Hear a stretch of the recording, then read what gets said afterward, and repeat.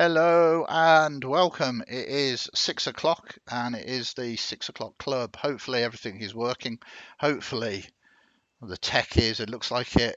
Kristian is moving. I can see that. He hasn't just frozen in place. Hi, I'm Andy from Twisted Narrative, and above me, he is above me, It's lording strange. over me at the moment.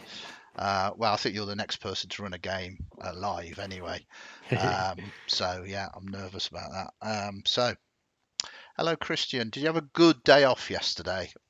It was lovely, thank you. Yes, I went to the pub, and that's why I wasn't here because I had a few beers, and that's probably not what anyone wants to see. Um, yeah, you quite rightly didn't want to come onto onto the 6 o'clock club drunk. I mean, No, I think at some point, maybe for charity, I might do a drunken stream. a Uh, drunken stream. I mean Wow, yeah, that's quite good. You can ask Andy anything, and he's had a bottle of brandy, so you and will get some yeah, replies. yes. We did go drinking once though when we were in Germany when we were in Essen in that hotel Yeah, bar, and you were on the brandy that night. I was. I like a good brandy. Yeah, Can you're a drink beer as well. connoisseur. Well, no, I can drink beer. It's just I don't like quantity of liquid.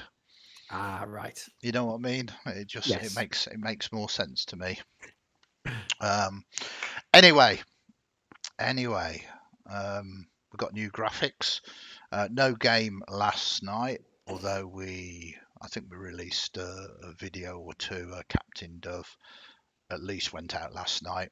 I'm losing track of the thousands, well, hundreds, okay, two or three videos that we're launching on a daily basis at the moment. I hope you are enjoying all of the content. People in chat, let us know what your favorites are. Let us know what you like and you dislike, so that we can tailor it to our audience. I'm always looking at comments and I'm always looking at number of watches and all of the analytics as well to try and gauge it, so I know what is popular or what is people are interested in, I guess. Um, so before we go on to chatting about the topic, which is going to be about the Kickstarter that we've got coming up very soon, in conjunction with, well, it's not even in conjunction in, we wrote a book that is part of a Kickstarter by Dragon's Forge, which I'm truly excited about. When I say we, I mean Matt, who's in chat as well. We'll have comments about that. We might talk about the our next project together as well. But let us talk about first tonight's game. And if I can Ooh. make this work, I should be able to call up the graphic for it. Boom! Ha! It's like magic. Love it. Vampire. We have Andrew, Elsa, Rachel, and Kristian. Say, I haven't got Rich's name down there at the moment, but if he is free tonight, And we hope please, he is. yeah, please We come hope he in. is. We miss And you, Rich. we do. We do. I hope work isn't too troublesome. Mm. So you've obviously spent 2 weeks. It's a fortnightly game, Kristian, working out what you're about to do next. Yes. Do you mind Yes. telling me so I can prepare and scupper your plans? Oh no, you don't tell the GM what your plans are. You just let the GM make stuff up on the spot, and that's at least what my players do to me. I mean, we got a lot of really good information last time. Really good information. And I believe we had a bit of a seduce off between Elsa's character and Francois. Yeah, And and not the two trying to seduce each other, but oh trying to. no, I'll let you tell the story. yeah, no, that well, we of course we were at a funeral, um, It's vampire. a nighttime funeral, an evening funeral, and we'd just decided to we saw some people leaving, and they seemed to not be very into this situation that they were in, and we thought we could pump them for information. So Elsa's character Dip got the one of this married couple away in one area, and then my character and Andrew's character had this other person, and I turned on the ore, and Elsa's character is beautiful anyway. So yeah, it was a seduce off, where we tried to keep them apart, and so we could get information out of them individually. We may have ended a marriage, but it's just the things that happen. It's what happens in our vampire games. It's a lot of fun, and as I think Andrew had said previously, it sometimes borders on what we do in the shadows. But some it always stays in the serious frame because there's a very serious story. And I think I've actually started drawing it out. So because someone recommended doing a mirror board, which is an online whiteboard, so I started to draw out all the threads and everything after last week, and I've been trying to keep that up to date. Yeah. I've so far run out of digital ink. There's so many threads. It's good. Did you find that some of the things kind of circle back, things Oh that you yeah, didn't think that perhaps were connected yeah, that are? and it's Uh, annoying because I can't draw that very well. I can it, do lines, not circles. I mean, I love Vampire, Mm. Vampire the Masquerade. It is this game that there are agendas within genders, and just like you, the players. I mean, you working together as a great coterie, but there's the secrets that you are keeping from each other. And Oh yeah. I mean, sorry, I didn't mean to say that out loud because obviously you didn't realise that. You didn't realise everybody's plotting against Francois, did you? No. Oh, I mean, even if Francois was aware that people were plotting against him, he would still be in complete denial about it because who would dare plot against the That's right. wonder that is Francois? He is a delight. Damn, I can't get that paranoia across to Well, the you. thing is, my favorite thing about the group and with Francois, because he's so pompous, Yeah. he is always being brought down a peg or two by the other Yeah. characters, and I love it. I absolutely love it. Because he does care about the coterie. He does care about people in his own way. And actually, I was talking to Rachel about this earlier. And because we sort of went to Torpor back in whenever in the past, and we're out of Torpor now. We have an opportunity. A lot of our touchstones and a lot of the people that kept us grounded have gone. Hmm. And so I think certainly for my character, he started to see this kind of general manservant, really, George. He's like an adjutant. He's a driver. He's a former army man. He's everything. And this NPC George is actually probably becoming Francois's touchstone to the real world because he really truly cares about him. And he gave him a night off, but he thought he was doing him a big favor. But George just likes to work. But Francois, who can have the night off? And it didn't go amazingly well for George. He just didn't really do very much. But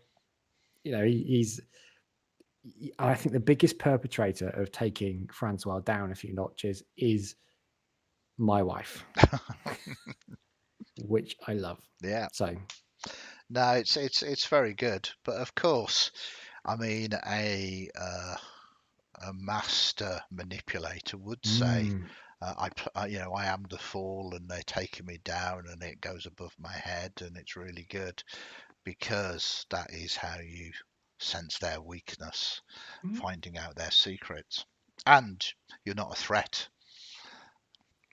no, Francois is not a threat. Of course you're not. That's what a He's not a threat threat would to say. anybody. That is Yeah, what a threat would say. he has no skills in fighting at all. Well, exactly. That's how you have to um, get George to stake them while they're all asleep. I'm just mixing it all up because that is what vampires are about. Seriously, if you're not playing Vampire the Masquerade, it is well worth a look at. I genuinely think it's an ace game with great interpersonal sort of role play to it. I'm thoroughly enjoying the game that we are running and playing in at the moment. So that is our chat about what is going on tonight. We will no doubt chat about it tomorrow as well when we find out what happened, if anything, because sometimes in Vampire you can just talk and role Yep. play and enjoy the the fact that you are kindred, and there's nothing wrong Mm. with that. You don't have to always be bang bang sort of pushing the plot forward, doing things. So who knows what will happen tonight, but we Yeah. will find out for sure. I think Kyle's made a good point in the chat saying vampire sounds very interesting, though trying to learn about the world of darkness is overwhelming. And I would agree, which is why if you wanted to learn about the world of darkness, pick a world. Hmm. Because you don't, I mean, playing vampire, the worlds are kind of blinkered. That's not to mean the other worlds don't exist. It's just they are Yeah, kind of blinkered. And it's that well, yeah, there are mages and werewolves over the but you are the apex being. You're a vampire, just like in werewolf. It's like, well, there are vampires and whatever, but you're a werewolf. You're this apex being, and everyone thinks they're the best. yeah, And yeah, you don't need to know about the whole world of darkness. You can actually just learn about your little bit that you choose to be in. yeah. So I would recommend, if you were interested, Vampire is a great game. Just learn about Vampire. You don't need to know about anything else. And actually, there's enough in Vampire to keep you going for a long time. Absolutely. Um, 100% agree with Christian. There is the extended world of darkness, as Christian said, which has got other supernatural beings, and they tend to focus on it. So there's mage, there's wraith, there's werewolf, Werewolf, there's hunters, there's changeling, um, accountants. and they all have different ways of interacting within this world, and you literally don't need to do that. And the best way to play vampire is start off small anyway. Vampires are rare. That there's it's not like hundreds of vampires in a city. There's a small in like a place like New York could possibly be 50 to 100 in total. They are very rare creatures, and it's quite easy to start as a fledgling, someone that has been newly sired, and you are put with another group of newly sired kindred, which means you don't need to know anything about the world because you've just been embraced. You have just been turned into a vampire, and you can literally learn the lore of the world as you play. It's a very great way of sort of approaching the game.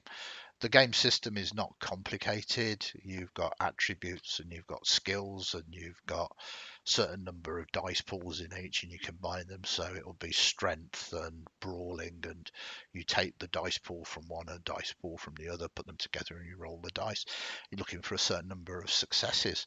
There are much more mechanics to that, but easy enough to learn. It can look intimidating, but it's not, and it's great fun. I think, and I've said this an awful lot of times, on the whole, if you are very familiar with 5th edition Dungeons and Dragons now and all of the source books that have come out, I know there's a lot of effort gone into sort of learning that as a system. So some people might not just want to try and learn a different system, but if you can manage that system, most of the current systems are substantially easier to learn.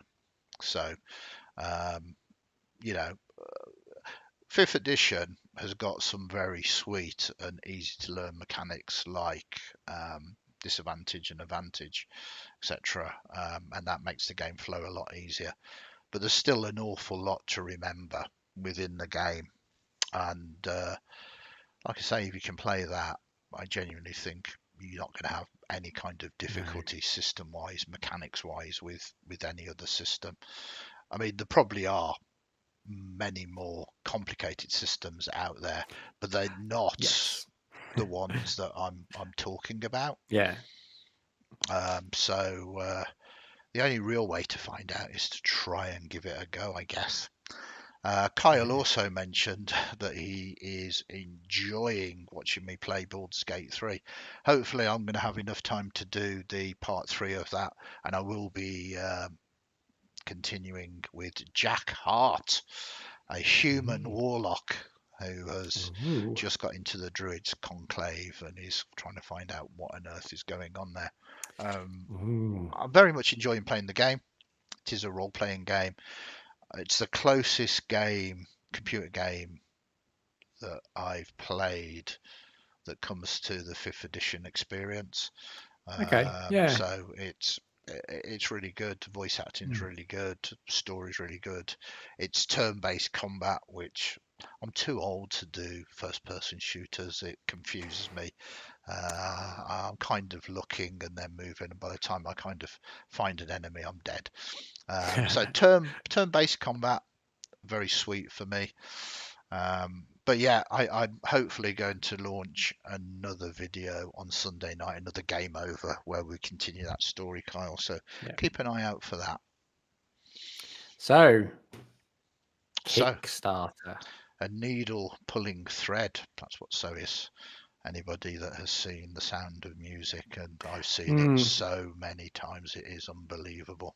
I prefer The Great Escape. Better film. Same story, better film. Well, let me just say, my grandmother, bless her soul, lovely lady, she was obsessed by it, and as a child, anytime it was on the cinema, she used to take me. I didn't dislike it. I liked the cinema experience, but it's just there now. It's just there in my head. But The Great Escape, also a very cool movie. And in the video I launched today, Shadow Dark video, all about oozes, I mentioned the Blob as well. Yes. Which famous actor was in the Blob? Well, he's credited differently in the Blob because he's credited in that as Stephen McQueen. And Well, there we go. McQueen. But that links us back to The Great Escape. See what I did there? See what I did there? There's a bit of movie trivia there for you as well. That's right. So good in a pub quiz. Go watch Sound of Music if you like that. Great Escape and the Blob. And I would perhaps say the Blob first, then the Great Escape, and then. But I do like my weird double feature. Maybe sandwich the Blob and the Great Escape with the. Don't sandwich the Blob. That's a terror. Kickstarter. Well, I kind of like the 6 o'clock club to be irrelevant and you calling me irrelevant? No, that's fair. Actually, that's very fair. And just to go places. I'm shy. I don't want to shout out about the Kickstarter that I might that myself and Matt in chat have written a book for. But okay, if you insist, let us do it. Oh, look, there it is. Kickstarter launches 25th of March 2023. That's this Saturday. The Riddle of Rotwood Bog. I mean, not only will you get an awesome module, a small mini adventure scenario, also incorporating the village of Scratch, which some of you might have visited. Those of you who have played in some of my games. But also look at the miniatures. I mean, genuinely, look at the miniatures. There are various packages when the Kickstarter launches. It's very, very exciting, and it was both challenging, I think, and very exciting to have to. We were commissioned to write a scenario to feature these miniatures. So it limits what you can do. Like when you're designing, it's like, oh, wow, we've got a crazy idea. How about we, oh, yeah, well, there's no miniatures for that, so we can't. But it also allows us to be focused upon it as well. So very, very excited for it to launch. If anybody's in chat, anybody wants to ask any questions about it, I know Matt is in chat at the moment as well. Maybe you, Kristian, you have been lucky enough. I say lucky enough, but that is for you to decide. But you were instrumental in playtesting it. I know. I felt honoured to have playtested it already. But I mean, it was a lot of fun. It was a lot of fun, and there was a lot of interesting stuff in there. And yeah, I'm looking forward to maybe playing it again in the future. I'm definitely looking forward to backing it. Yeah, And getting all these miniatures and hopefully painting them.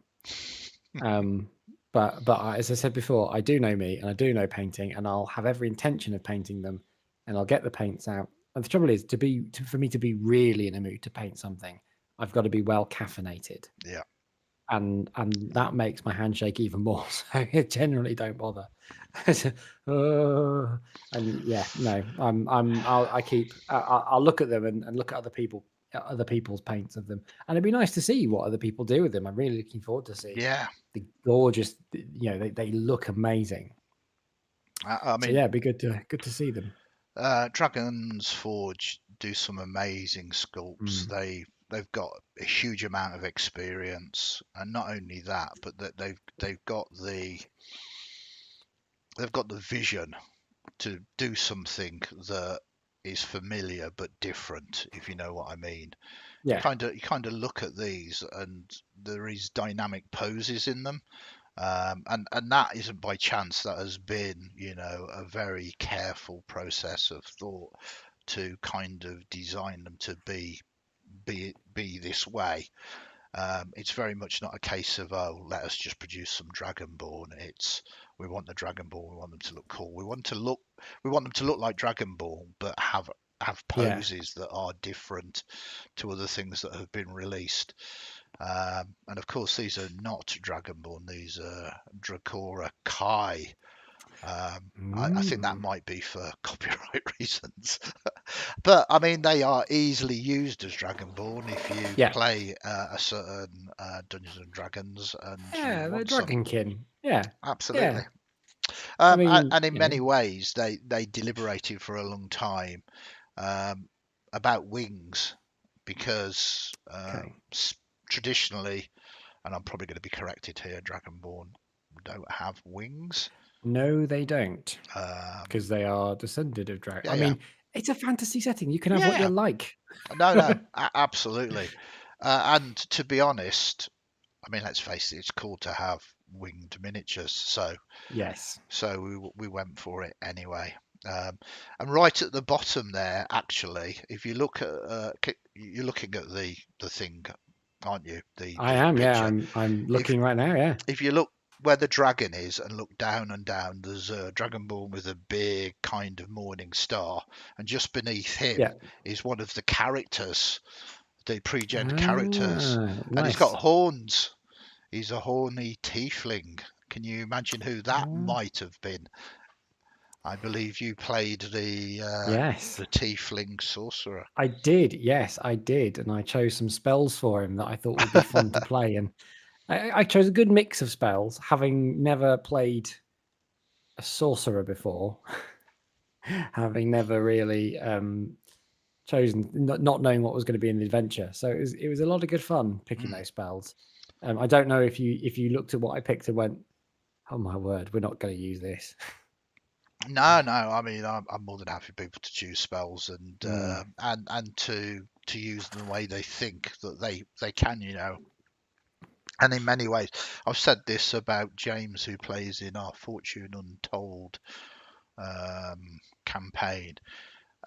He uses his spells in unique and interesting ways, but yes. he doesn't use them in the obvious, this isn't going to work kind of Yeah. way. Like, I'm going to use my mage hand to do something that it just specifically says in the rules Yeah. mage hands can't do. It's not like he tries to push the boundaries of the rules. He embraces the nature of the spell, Yeah. and then within that uses it very creatively. And I Yeah. love that, because it's like, Mm. and he's not blindsiding me. He's just using the magic in a fun Yeah. way, I as a always kind. wish I could do that. It's challenging, to be honest. Yeah. It really is challenging. And in a video that I'm releasing tomorrow about Shadow Dark again, it's called Less is More. Mm. And basically what it talks about is it good to have lots of rules? And in it, I kind of argue that lots of rules allow you to embrace the game world and know how you act within that game world. But lots of rules also tell you, therefore, how you cannot act within that game Yeah. world as well. And of course, there is the rule of cool, and there's rules that you can make it anything at your table. Yeah. But the problem is player expectations. The problem is the players have read the rules and gone, well, the rules have said I can do this, so I'm going to try and do this. And you go, Yeah. well, no. Um, it doesn't feel like it's a cool rule when you are spoiling someone else's fun, Yeah. and they're actually right as well. They're actually Yeah. using Yeah. the rules. So in it, I argue that a rules light system actually opens up the way to creativity, because Yes. you've got the Yeah. basics of how things work, which is great. But then beyond that, it's like you sit around the table and say, oh, I fancy try and do this. And the rest of the players go, oh, wow, that sounds cool. GM goes, well, yeah, I mean, that sounds cool. And you just do it. You don't Yeah. go, well, actually, as the rules are written, you can't kind of do that. Yeah. It's not how it functions. Um, and it's like 5 minutes, but I sort of argue that point. Yeah. And It's a really good point as well, because it's that it goes along with one of the things from Blades in the Dark, which is be a fan of your players. mhm, And by helping them come up with good stuff, you have the world and you are the arbitrator of this world and the system. You can help them come up with amazing things, or help things happen that might not be able to happen in a very strict rule system. yeah, And if you think that this is too OP, well, then you don't have to say no, but you can borrow from other systems, like uh, I've seen you do before, where you say, okay, you can do this, yeah, but I'm going to give you a devil's bargain. yeah, I'm going to give you something. You can have this happen, but something bad's going to happen back to you. absolutely. And I think I've always believed in that. And Mm. I think in more recent times, I'm beginning to start getting stifled by the amount of rules that you therefore need to Yeah, sort of comply to. And you don't have to, but again, narrative agency players, and players are actually right, in terms of, well, it says here in the book, this is how it works. And that absolutely is fair play. I mean, it mm. reminds me, and I've tried to cast my mind back to when I was very young, and I was playing sort of back in the late 70s, early 80s. And there is a degree of rose tinted glasses to this, Mm. obviously. Yeah, But the rules that we had then, I think mechanically were terrible. Don't get me wrong. I really enjoyed it, but I mean, the reason why there's an evolution of gaming, and we have got the sweet mechanic of advantage, disadvantage, and all of these things now, is because the games evolved to be better games. yeah, But one of the things that we never had, because we sat round a table and we went down dungeons, and it was very much, there's no rule for this. Cool. What are we going to do? Oh, I really fancy doing this, and everybody going, wow. And even if you didn't know the rules or you wasn't sure, you would just go, well, I'll tell you what, roll a d6, or I tell you what, it's really difficult, but roll a d20, and yeah, if you get a 20, you've done it, sort of thing. And there was that excitement. It didn't stop you trying to do it. It didn't stop you making a yeah. roll. and everybody was like all there watching the dice roll, ready for what was going to happen next. And that for me was a very fun part of it. There was no skills back then. There was no. You used to go down. You used to have things like, I've got a percentage to bend bars. It's like, Huh. okay, Yeah. Yeah. Right. and that was based off your strength. This is In case you want to start a circus down there oh or no, something. I mean, obviously all dungeons had bars that you had to bend one way or another because, um, you know, because you would get trapped, portcullises would come down. Oh, right. I It was see. dangerous Yeah. times back then in the early 80s. None of this role playing. None of this, no, none of this. What does Things your character happened. feel? I No. mean, sometimes if you were unlucky, the portcullis came down as you was walking through it and it impaled you, and you were stuck there. Um, no, fun times. Are you sure? Yeah. Oh, I love it. I love it. I mean, as we said the other day, there is a big drive towards these old, this old school revival, this old mm, school kind of way of having these games where they're a lot more dungeon crawly, mm, or they've got some of the elements of the hardness of yeah. kind of the old Oh, I the mean, old world. I still like narrative agency for players. I still Mm, like role playing. That's why I love our vampire game, because it is yeah, is role play, and I think everything in moderation. But I do think that we're getting to a point where rules can start get in the way of yes, doing yeah, things. If you're playing, and I'm going to use fifth edition because I know it really well, and this is not a knock at fifth edition at all. But if you are playing like an artificer and I really like this class. There's no other system that I can play this class in. Well, if you're playing a system that is very rules light, you can go to your gem and go, I really want to play an artificer. And what you can do with a rules light system is go, I want to be like Iron Man, or I want to yeah, be yeah, like Herbert West, or I want to be like, Bruce Banner. I want to be doing this. And it's because, you could, in a rules heavy system, you can go, well, there's nothing in here that's really appropriate.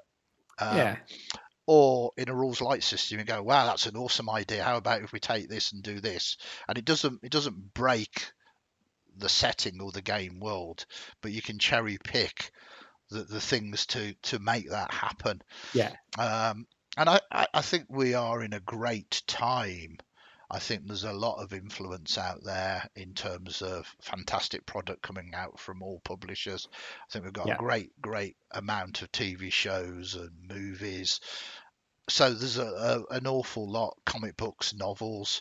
There's an awful lot to be able to be influenced by and to sort of pick all of these yeah. ideas to then throw into a rules light system and make it work. Mm. Well, I mean, the D&D movie, thinking about films, Yeah, the D&D movie seems to be doing all right for itself in sort of reviewing and I things. am incredibly excited, but I'm Yeah. also incredibly anxious. I genuinely think it's going to be fun. I think it's going to Mm. be good. Um, you know, I hope this is the movie that launches, a Dungeons and Dragons cinematic universe. Okay. I Yeah. I I I love my Dungeons and Dragons. I Yes. I love the lore. I love the Forgotten Realms. I Yes. mean, I Absolutely. would I Yeah. would love to see a Dritz series, TV series, perhaps rather than movies. Um, there's all sorts of things. Force Grey, and not just Forgotten Realms. Greyhawk. I'm very passionate about. Um, Dark Sun is has its Mm. has its social problems. Now, I don't Yes. have a problem with Dark Sun myself, but I know that sort of Wizards of the Coast might feel like they're treading on eggshells with it.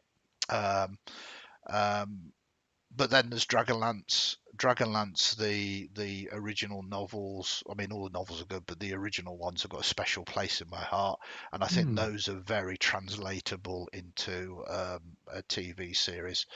Yeah, it's just I guess it's just getting behind it because there's been a lot of these big budget Yeah, fantasy TV series, and some of them are a bit pants. Like oh, I, the Wheel of Time. I love the books, you're going to but the offend TV quite a few series, people here, I'm afraid. no, I But really I enjoyed the agree with books. you. But I didn't enjoy the TV series. There were some changes made that made me just say this isn't for me. Yeah, But the thing is, they put a lot of effort into it, yeah, and it's the Netflix problem. You got maybe 1, 2 series, and then suddenly it's cancelled. yeah, So there's no, I mean, the nihilistic view. There's no point getting into anything to be yeah, honest, 'cause it's just all going to get cancelled. They do these big, these big budget fancy TV series. I think they're going to start grinding to a stop. But I mean, I would love.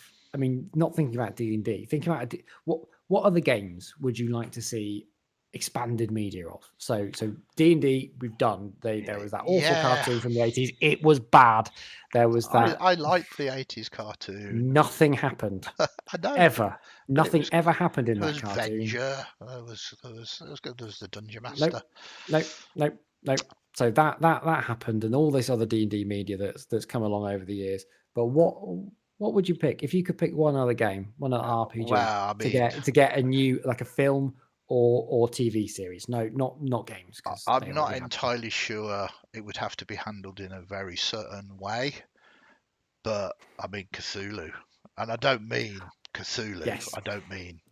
But The Thing is one of my all-time favorite movies, and The Thing Okay. is very much as close as you can get to that kind of feel. Lovecraftian. Yeah. And I don't mean the monster. What I actually mean is, and spoilers for anybody who hasn't watched it, but quite frankly, if you haven't watched The Thing by now, you deserve to know this. It's from the 80s. It's a John Carpenter film.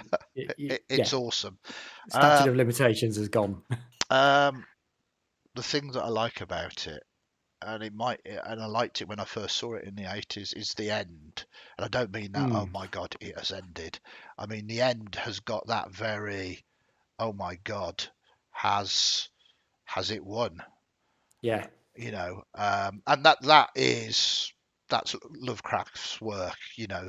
The good guys don't necessarily win, and it's a difficult thing because we are in I suppose a popcorn society now. People go Hmm. to movies, and I think people want the protagonists to win. Um, Yeah. um, but uh, I would like to see some good Cthulhu-esque horror. Hmm. Um, Okay. Yeah. and don't get me wrong, you asked me to do one. I mean, obviously, Blades in the Dark would be another one. I love my heist movies. I Yeah. really Yeah. do love my heist movies. If they could do a gothic steampunk supernatural heist type game, a movie, TV series, I mean, that would be awesome. Hmm. It's got the gothic sort of darkness sort of setting. It's got all the steampunky type stuff, a little bit of supernatural phone in, and most Yeah. of all, it's about grubby criminal elements, Yes. trying to survive on the streets. But I think it would have to have that kind of feel again. I would feel shortchanged if it was a little bit glossy and a little bit kind Yeah. of slick and refined. It would have to be a lot of rain and kind of like Oh, you'd have that sepia filter on, yeah, and yeah, yeah, everything would look a bit grim. yeah. Yeah. But again, I would easily watch something like that. Hmm. Ocean's 11, both the original and the remake, I loved. Well, I mean, you um, could do that with Shadowrun as well. I mean, yeah, I'd yeah. like to see Shadowrun brought to life. But recently been again, well, it's already a role playing game, but I've been replaying, well, starting Cyberpunk 2077 again. Mhm. And I love walking around the world of Night City. I haven't played the role playing game. Yeah. I've only really played the PC game, but I love walking around Night City and seeing this cyberpunk world. Hmm. It it does give me really good ideas for descriptions and locations and things for my Shadowrun game that I Yeah. run every Thursday night. It's yeah, I'd love to see. I'd love to see what Shadowrun looks like, what someone's vision of Yeah. Shadowrun is in the on the big screen. Yeah. Have you seen Bright? I haven't, no, but I don't. I I don't think it's really called watch Bright films. anyway. Is that I, the Will Smith one? yeah, Will Smith, and I think I don't know whether there was any legalese in there, but it came very close to being like a Shadowrun Okay. movie. Yeah. There Okay. were emerged ancestries coming through, Hmm. and it wasn't Shadowrun. They didn't use any of the Shadowrun No. branding, No. and it was sort of modern day, near future, but not futuristic. Yeah. Um, and it just didn't catch me. I mean, it was okay, Yeah. but again, having played Shadowrun and in my imagination, it didn't grab me as. But No. I No. mean, I'm telling you that I No. didn't particularly like it. I'm telling you to go watch it, so you can make up Yeah. your own I mind. really hated this film. Yeah. Go and spend a couple of hours of your life watching Oh, this thing I didn't like. I've No, got I've got this. a film to recommend you. Then go and watch AI, Artificial Intelligence. I Yeah. despise that film, and you can. Cheers. I This is what we'll do now. Recommend really, really. recommend films we don't like. Yeah. Yeah. Although Um, that's quite a long list for me. So there we go. but yeah, I mean, you told me one, so I Mm. think I mean I love the thing. Yeah. I still think it stands up to today's market. Um, um, I mean, ironically, I suppose I could have chosen Alien because Alien is now a role play game. I Yeah. would You could like have them chosen to. Star Wars as well. Yeah, absolutely. But it's But that's a interesting. subject we're not going down. We're not Uh, arguing about Star Wars. no, I mean, Star Wars is what it is. I've got massively fond memories of A New Hope Mm. coming out, and it's influenced me substantially. But that said, I did prefer Empire Strikes Back, and again for the very same reasons why I like The Thing. Mm. And I think I've Darth always Vader. uh, uh, the heroes don't always win. No, no, Um, no. and it's kind of strange because you know that isn't a more mature attitude that I've developed as I've grown Mm. older. This was like as a kid as well. But I Are you think saying you've never matured? Because I think we all know that. yeah. I mean, this. Um, but I used to watch again. I'll mention my nan again. Um, my parents used to work on Saturday, so I used to spend a lot of time with my nan, and she used to watch an awful lot of not just B movies, but those Mm. Flash Gordons and Buck The Rogers, serials, yeah, yeah, the yeah, serials, the the black and whites, serials, yeah, and they just had cliffhanger and cliffhanger, and yeah, it wasn't obviously to have a proper cliffhanger. The hero was always in jeopardy, yeah, so I always liked, but you kind of always knew that okay, next week he's going to get out of it because there's something next week. So I kind of like that question mark because yeah. it's not necessarily they have lost, but it's like I want to know what happens next. Yes, And yeah, sometimes I'm happy for there not to be a sequel and just to have that. Oh, because you can then, a bit like we were saying about rules or rather no rules, you can enter your own world of your imagination mm. then and go, Yeah, oh well, I think it might play out like this, or I think it might play out, and it is a spur, I suppose, to your imagination. So just like Vampire the Masquerade, everything is connected. yes, yeah. I think something to try in the game, I guess, where the players will lose That but that, that feel they'll hate good it. about it. I've run Yeah, games like that. Players hate it. yeah. They like Players to win. players. This isn't a criticism. We are playing a game where the players feel that they are the You want to be heroes. badass. Yeah. And there's nothing wrong with that. You're not writing a movie script. No, no. Um, Well, no. I mean, you could. Well, and if you are, it would be a terrible movie script. No, certainly knowing my players, there would. I would. There's no rating classification for some of the things my players get up to. yeah. You can sometimes kind of leave mid combat like in an Hmm. exciting point. But I've done it a few times, and even with fantastic role players, there's Hmm. kind of not finger pointing or Yeah. blaming or anything, but you can tell that the vibe at the table at the end is, oh dear, this is, Yeah. You oh need to be in the right system, I think, because yeah, it, like, if you think about Mort Borg, and if you think about, I know they've made the Dark Souls role playing game. You yeah, need something that's already dark, grim, nihilist. It needs to be grim dark, yeah, yeah, and it needs to be that setting where essentially you win, but you've not won because it's Cthulhu again. yeah, It's that existentialist terror where there's something so much bigger, so unfathomable, so unknowable yeah, that so inevitable yeah. that yeah, it's just You are gonna perfectly right. In the appropriate system, it works. But I was yeah. If it's assuming, D&D, it won't work. No, uh, not but I was basing my comments on the fact yeah. that you weren't talking about those systems, because No, no. I that's a was matter thinking for of course anyway. yeah, You know, yeah. Elsa's just shouted out, and it's a really good shout out. Monstrous comic, which is awesome, into a Don't know TV series. monstrous. It's well worth checking out. Hmm. Great. I mean, it's graphic novels. It's been out for years. I think it had a break, and they are doing some more. But yeah, good shout out. There's a whole load of, as I say, media and pop culture that we can Hmm. easily draw upon. Well, Indeed. we should have really talked about the Kickstarter, really, but we digressed into all sorts of club chat. Um, as I say, the Kickstarter does launch on the 25th of March, which is this Saturday.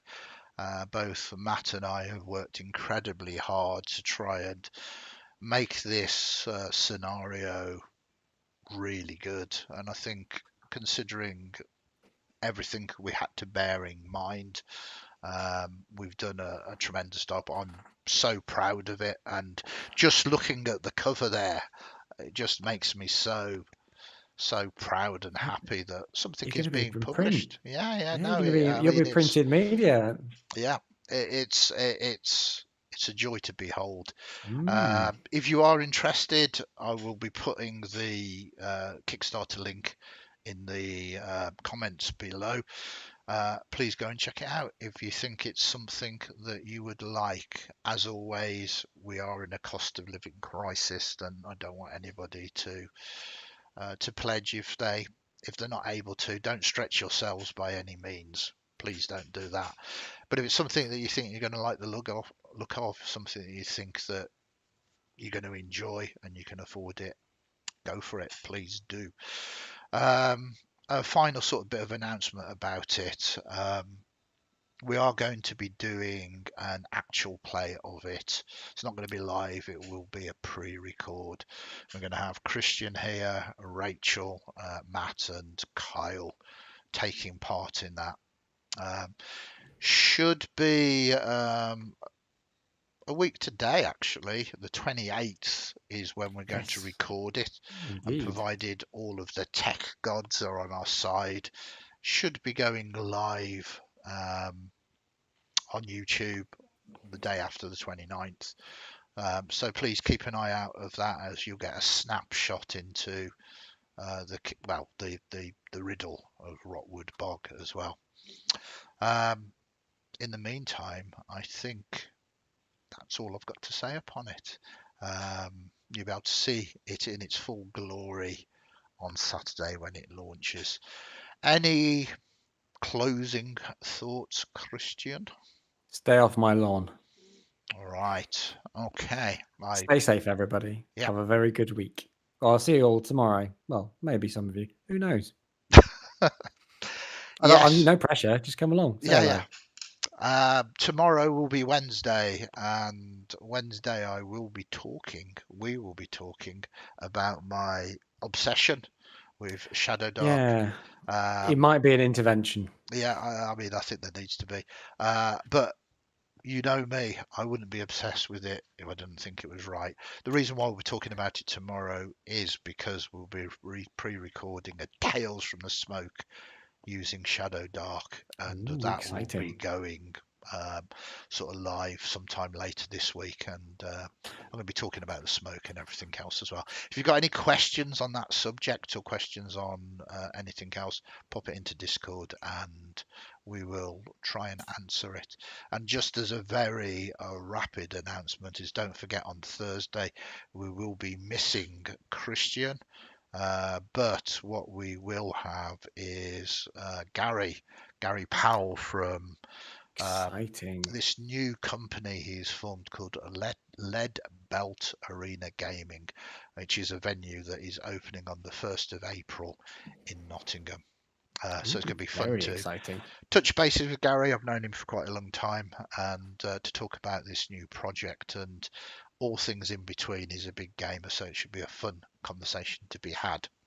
In the meantime, have a great rest of evening. Kristian's already said goodbye, so I'm going to say goodbye as well. Look after yourselves. Take care. Catch you later. Bye for now.